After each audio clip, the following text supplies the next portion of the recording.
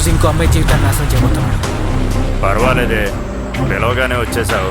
అదే వీడియో తీసి బ్లాక్మెయిల్ చేశారు కదా సార్. డోంట్ వరీరా, నీకు ఎగ్జామ్లు ఏముండవు. ఇదే నీ ఎగ్జామ్.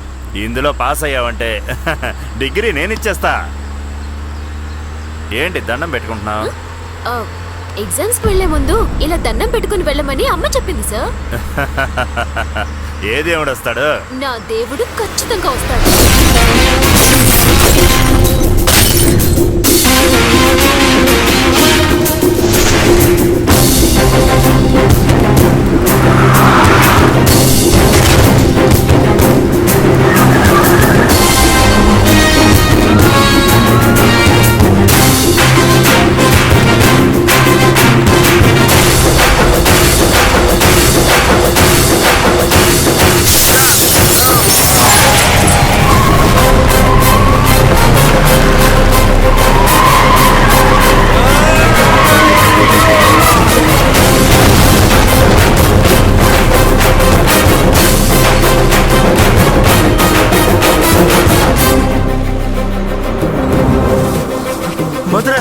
తప్పు చేసే వాళ్ళకి లోకంలో ఉన్న పెద్ద శిక్ష ఏంటో తెలుసా?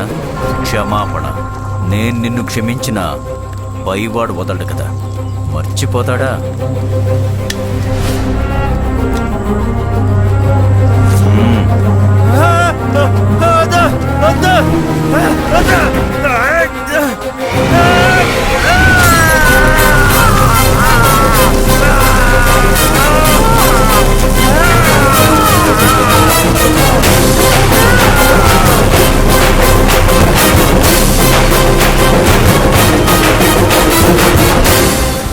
Do you know the encryption key?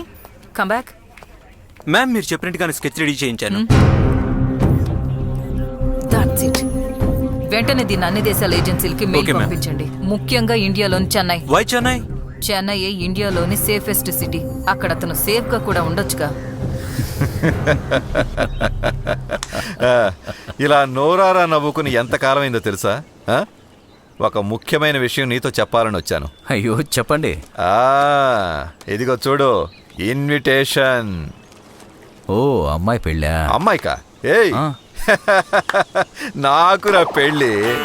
ఏంట్రా ఇది, నీకు పెళ్ళా? నా భార్య చనిపోయిన తర్వాత లైఫ్లో ఏదో మిస్ అయినట్టే అనిపించింది. డబ్బులిచ్చి అమ్మాయిల దగ్గరికి వెళ్లే బదులు ఒక అమ్మాయిని దగ్గరే పెట్టుకొని డబ్బంతా తనకే ఇచ్చేస్తే ఎలా ఉంటుంది అనిపించింది.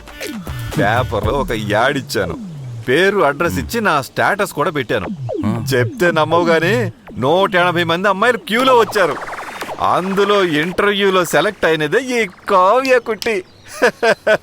ఏజ్ డిఫరెన్స్ వల్ల సమస్య ఏం లేదా? వయసులో ఉన్న కుర్రాళ్ళకే అమ్మాయిలు పడినంటున్నారు, మరి తాత వయసులో? బ్రో లిసన్, కొందరు కుర్రాళ్ళకి వయసైన ఆంటీలు నచ్చడం లేదా? అలాగే ఇది కూడా కొందరు అమ్మాయిలకి ముసలాళ్లే నచ్చుతారు. బట్ వన్స్ నచ్చారో, ఎవరైనా వాళ్ళని తాత అన్నారో ఒక్కటిస్తారు.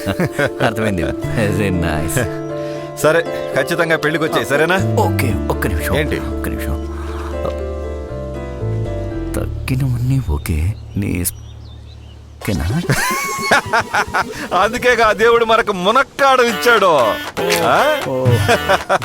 నువ్వు కూడా బాగా తిను, పెళ్లికి మాత్రం తప్పకుండా రావాలి. Come darling.